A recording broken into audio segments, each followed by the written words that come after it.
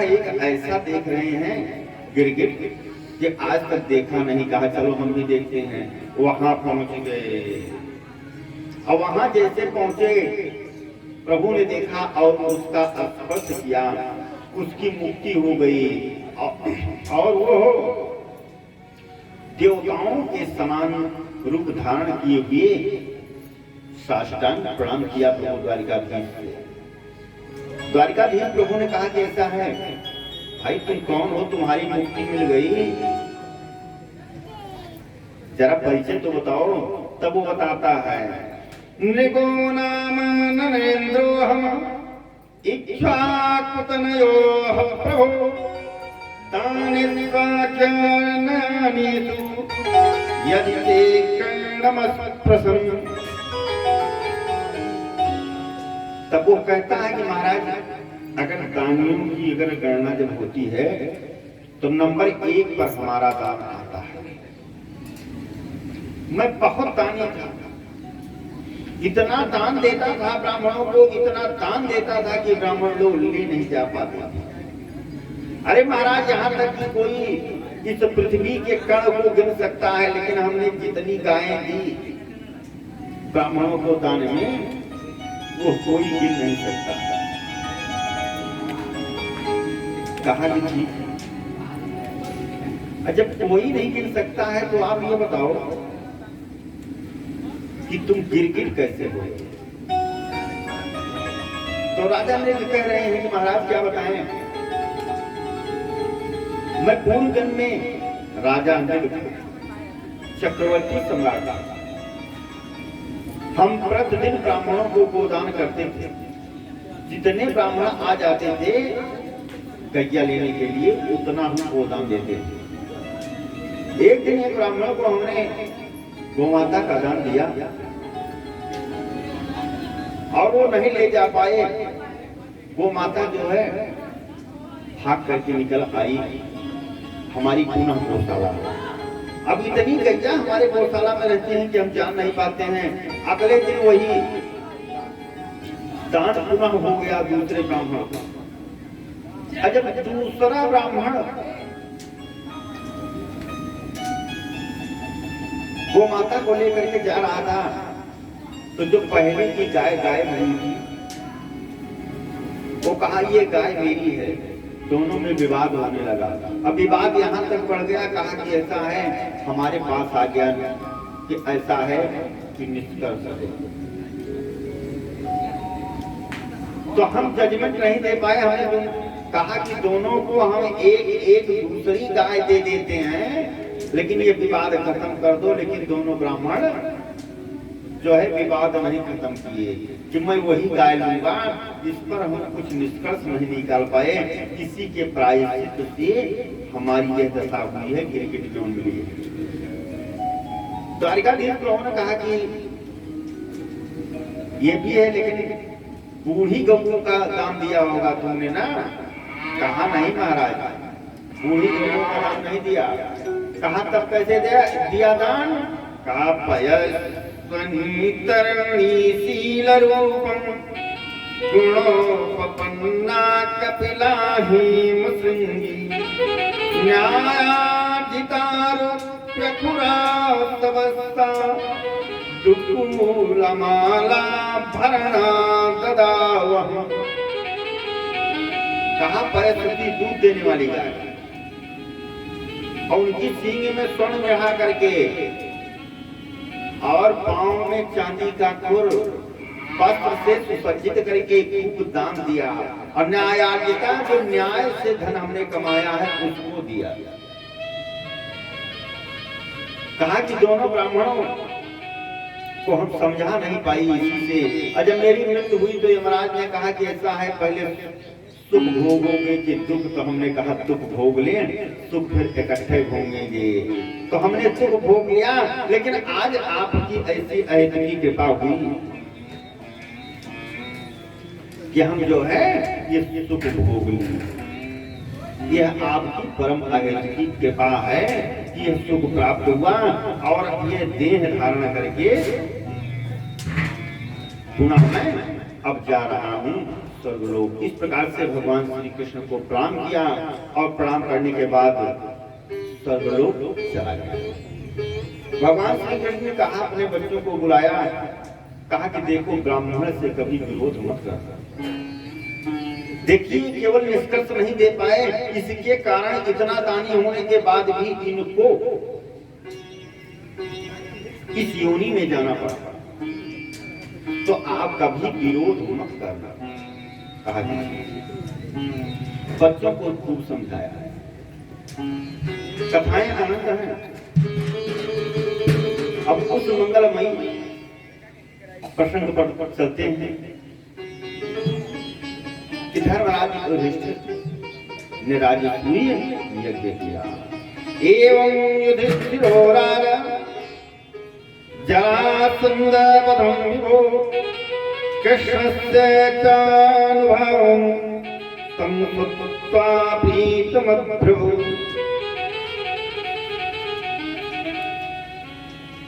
राजसूय यज्ञ किया।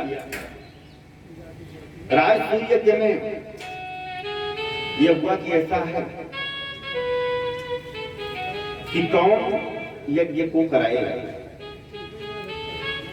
जब ये निश्चित हो गया तो यह हुआ कि अग्र पूजा किसकी हो।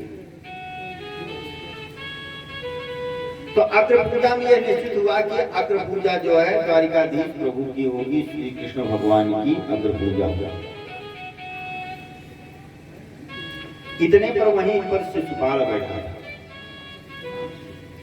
अब शिशुपाल ने कहा, ये गंवार वाले अहीर, इसकी अग्र पूजा होगी। अरे द्वैपायन, भरद्वाज, सुमन, अदिति, गौतम आदि बड़े बड़े संत हैं, इस गंवार वाले की पूजा होगी, लगे गाली देने। प्रभु ने कहा कि ऐसा है, शिशुपाल तुम गाली मत दो, पहले मेरी बात सुनो। तुम्हारी 99 गाली तक हमें स्वीकार है, क्योंकि शिशुपाल जो था वो कृष्ण भगवान के बुआ का बेटा था। शिशुपाल का जब जन्म हुआ तो उसकी 3 आंखें थी और 4 भुजाएं थी, और आकाशवाणी हुई कि इसकी मृत्यु जो है तुम्हारे रिश्तेदार से होगी। जब हुआ कि किस रिश्तेदार से होगी, कहा उसी रिश्तेदार से होगी कि जिसकी गोदी में तुम दे दोगी और इसकी 2 भुजा और 1 आंख गायब हो जाएगी, उसी से इसकी मृत्यु होगी। अब तो शिशुपाल की माता सबके जितने रिश्तेदार हैं सबकी गोदी में दे, अब सबकी गोदी में दे।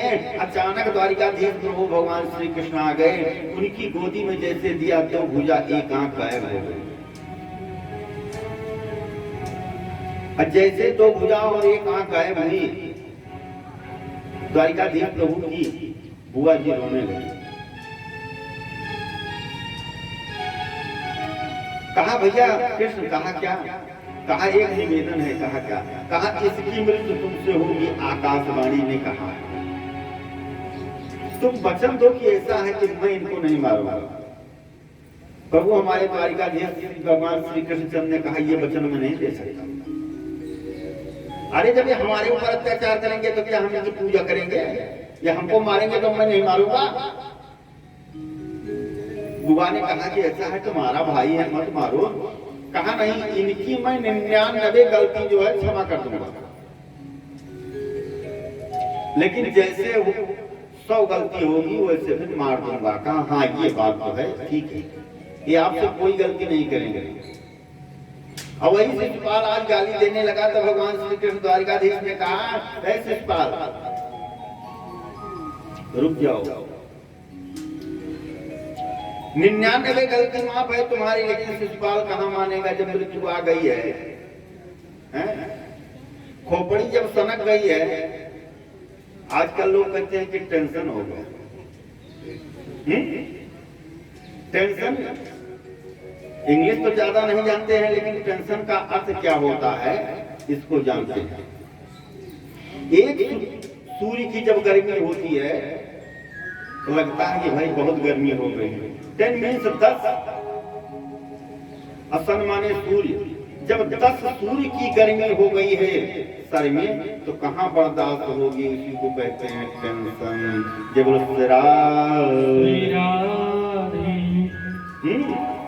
तो जब सर में 10 सूर्य की गर्मी है, तो चाहे 99 गाली हो, चाहे 199 हो, चाहे 100 देना ही है। जब मृत्यु आ गई, शिषपाल दे रहा है, 98 हुई, तब पर भी द्वारिकाधीश प्रभु ने कहा कि बस अभी क्षमा करते हैं तुमको। कहा नहीं, 99 101 हुई, और 101 जैसे हुई उसे प्रभु ने अपना सुदर्शन चक्र उठाया और उनका सर काट दिया। और इस मंगलमयी कथा को राजा परीक्षित को सुखदेव स्वामी श्रवण करा रहे हैं। सुखदेव स्वामी कहते हैं कि शिषपाल की मृत्यु तो हुई, लेकिन सबके सामने जो तेज निकला वो भगवान प्रभु श्री कृष्ण के चरणों में समाहित हो। इस प्रकार से शिषपाल का उद्धार हुआ। समस्त राजाओं को जीत लिया गया, लेकिन जरासंध को नहीं जीता जा सका। यह हुआ कि जरासंध से जीतना इतना आसान काम नहीं है, क्योंकि वो किसी अस्त्र शस्त्र से नहीं मर सकता है। वो मल्ल युद्ध से ही उसकी पराजय हो सकती है, और जब वो मल्ल युद्ध स्वीकार कर ले, तभी जो है काम होगा, तभी विजय प्राप्त होगी, तभी यज्ञ हो पाएगी। भगवान श्री कृष्ण एवं अर्जुन एवं भीम तीनों लोग ब्राह्मण का रूप धारण करके पहुंच गए जरासंध के पास। और जैसे वहां पहुंचे, तत्काल कहा भिक्षाम दे। कल के ही प्रसंग में बताया था कि जरासंध ब्राह्मणों का परम भक्त हो गया था। कहा हाँ ठीक है, जो कुछ भी मांगोगे मैं दूंगा। कहा दोगे? कहा हाँ। कहा मैं आपसे मल्ल युद्ध चाहता हूं। जरासंध ने कहा कि ब्राह्मण शरीर युद्ध से भागता है, वो किसी को मारता है तो अपने विवेक से मारता है, युद्ध नहीं करता है। लेकिन तुम ब्राह्मण के देश में आए हो, मैं ब्राह्मणों का सम्मान करता हूं, जो कुछ मांग रहे हो उसको दूंगा, लेकिन हो कौन? तब श्री कृष्ण भगवान ने बताया कि सबसे प्रसिद्ध संसार के धनुधारी हैं अर्जुन। कहा ठीक। कहा ये है भीम, और मैं तुम्हारा दुश्मन वही श्री कृष्ण हूं। जरासंध ने कहा कि अभी तुम जीवित हो, हमने तो परवर्षी पर्वत पर आग लगा दिया था, हम समझे कि जल गए। कहा नहीं है भाई, मल्ल युद्ध करेंगे। कहा ठीक है, आए हो सबसे पहले ब्राह्मण बन करके, तो पहले ब्राह्मणोचित सेवा का अवसर दीजिए। अब जो युद्ध होगा, धर्म युद्ध होगा, दिन भर युद्ध होगा और रात्रि में विश्राम होगा। अब सब लोग साथ में भोजन प्रसादी होगी। द्वारिकाधीश ने प्रभु ने कहा हाँ ये बात तो ठीक है,